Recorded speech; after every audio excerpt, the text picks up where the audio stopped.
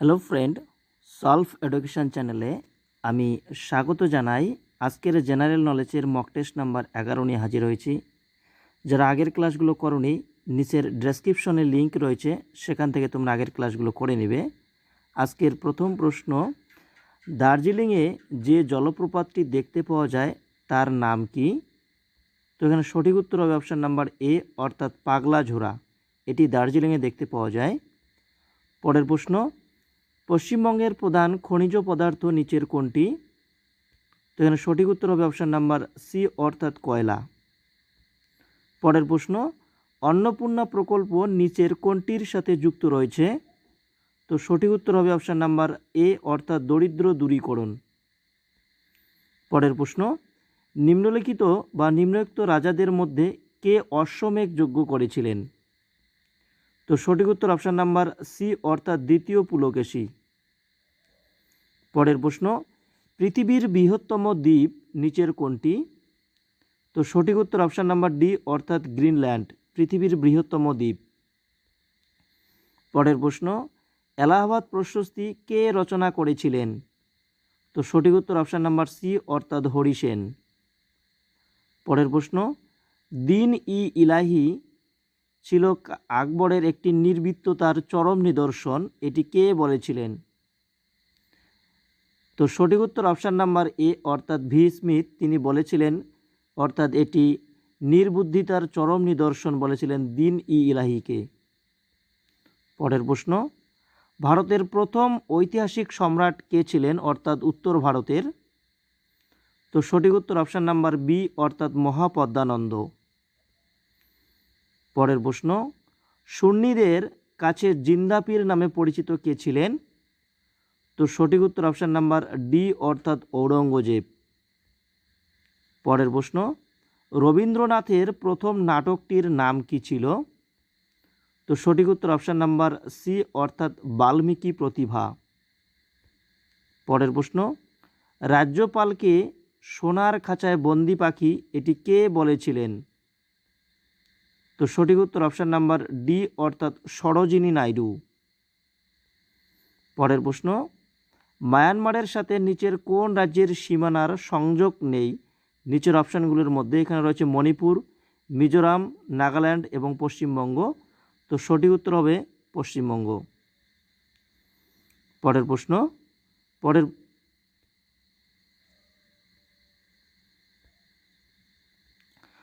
অর্থাৎ 1857 সালের মহাবিদ্রোহের সময় ভারতের গভর্নর জেনারেল কে ছিলেন? তো সঠিক উত্তর অপশান নাম্বার বি, অর্থাৎ লর্ড ক্যানিং। পরের প্রশ্ন, ভারতের সংবিধানের খসড়া কমিটির চেয়ারম্যান কে ছিলেন? তো সঠিক উত্তর অপশান নাম্বার সি, অর্থাৎ ডক্টর বি আর আম্বেদকর। পরের প্রশ্ন, নিচের কোন নদীকে দক্ষিণ ভারতের গঙ্গা বলা হয়ে থাকে?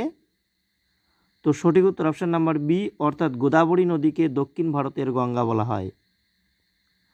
পরের প্রশ্ন, কোন ভারতীয় শাসক ব্রিটিশদের ভারত থেকে বিতাড়ন করার জন্য নেপোলিয়নের সাহায্য চেয়েছিলেন? তো সঠিক উত্তর অপশান নাম্বার সি, অর্থাৎ টিপু সুলতান। পরের প্রশ্ন, হরপ্পার কোন অংশে ধান চাষ করা হতো? তো সঠিক উত্তর অপশান নাম্বার বি, অর্থাৎ লোথালে। পরের প্রশ্ন, থলঘাট এই গিরিপথ কোন কোন অঞ্চলকে যুক্ত করেছে নিচের অপশানগুলোর মধ্যে? তো সঠিক উত্তর অপশান নাম্বার বি, অর্থাৎ নাসিক এবং মুম্বাই। পরের প্রশ্ন, দক্ষিণ ভারতের কোন নদীর অববাহিকা অঞ্চলের আয়তন সবথেকে বড় বা বৃহত্তম? তো সঠিক উত্তর অপশান নাম্বার বি, অর্থাৎ গোদাবরী। পরের প্রশ্ন, পাঞ্জাবের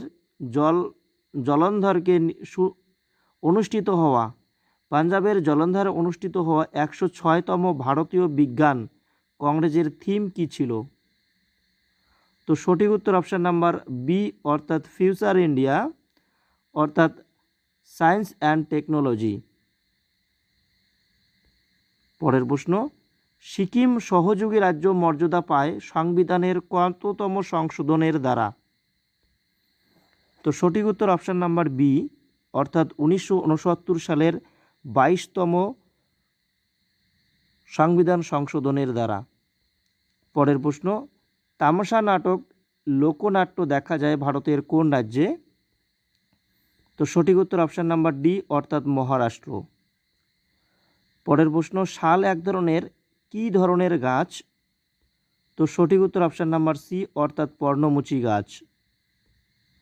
পরের প্রশ্ন, বিধানসভার প্রার্থী হতে গেলে বয়স কমপক্ষে কত হওয়া প্রয়োজন? তো সঠিক উত্তর অপশান নাম্বার সি অর্থাৎ 25 বৎসর হওয়া প্রয়োজন। পরের প্রশ্ন, স্থির উষ্ণতায় যদি চাপ কমে যায় তবে কোনো নির্দিষ্ট পরিমাণ গ্যাসের আয়তন কি হবে? তো সঠিক উত্তর অপশান নাম্বার ডি অর্থাৎ বেড়ে যাবে। পরের প্রশ্ন, নিম্নলিখিত কোন প্রাণীতে রিমুন্যান্ট পাকস্থলী দেখা যায়? তো সঠিক উত্তর অপশান নাম্বার ডি অর্থাৎ গরুর। পরের প্রশ্ন, একাডেমিক অ্যাসোসিয়েশন কে প্রতিষ্ঠা করেছিলেন? তো সঠিক উত্তর অপশান নাম্বার বি অর্থাৎ ডিরোজিও। ভিটামিন সি এটি কি? তো সঠিক উত্তর অপশান নাম্বার বি অর্থাৎ অ্যাসকর্বিক অ্যাসিড। পরের প্রশ্ন, কোনো বস্তুর ওজন সর্বাধিক হবে পৃথিবীর কেন্দ্র থেকে অসীম দূরত্ব পর্যন্ত ওজনের কি পরিবর্তন দেখা দেবে? তো সঠিক উত্তর অপশান নাম্বার বি অর্থাৎ পৃথিবীর পৃষ্ঠে কোনো বস্তুর ওজন সব থেকে বেশি হবে।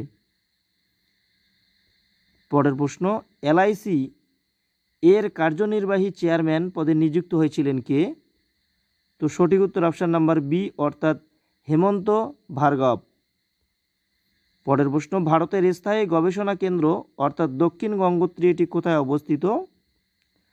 তো সঠিক উত্তর অপশান নাম্বার বি অর্থাৎ আন্টার্কটিকায়। পরের প্রশ্ন, নিম্নলিখিত কাঁচামালগুলির মধ্যে কোনটি ভারতের কাগজ তৈরির ক্ষেত্রে ব্যাপকভাবে ব্যবহৃত হয়? তো সঠিক উত্তর অপশান নাম্বার সি অর্থাৎ সাবাই ঘাস।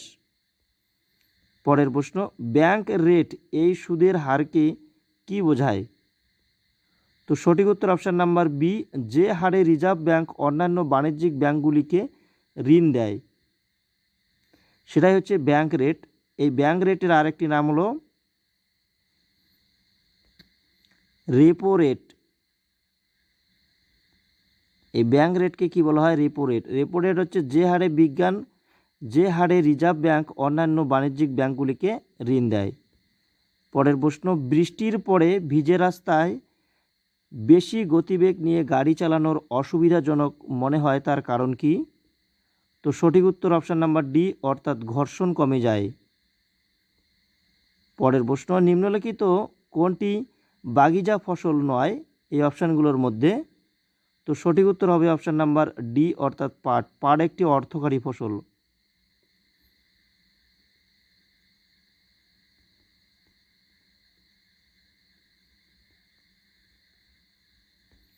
পরের প্রশ্ন, ভারতের প্রাচীনতম ও বৃহত্তম জাদুঘর কোথায় অবস্থিত?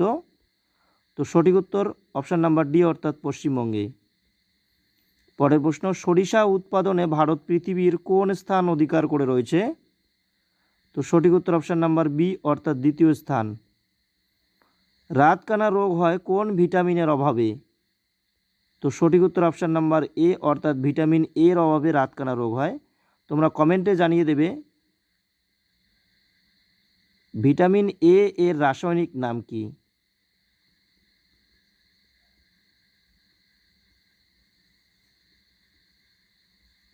তোমরা অবশ্যই কমেন্ট বক্সে জানিয়ে দেবে ভিটামিন এ রাসায়নিক নাম কি। পরের প্রশ্ন, শ্রীনগর এটি কোন নদীর তীরে অবস্থিত? তো সঠিক উত্তর হবে অপশান নাম্বার বি অর্থাৎ ঝিলাম নদীর তীরে শ্রীনগর অবস্থিত। পরের প্রশ্ন, সীমান্ত বৃষ্টি বলা হয় কোন বৃষ্টিপাতকে?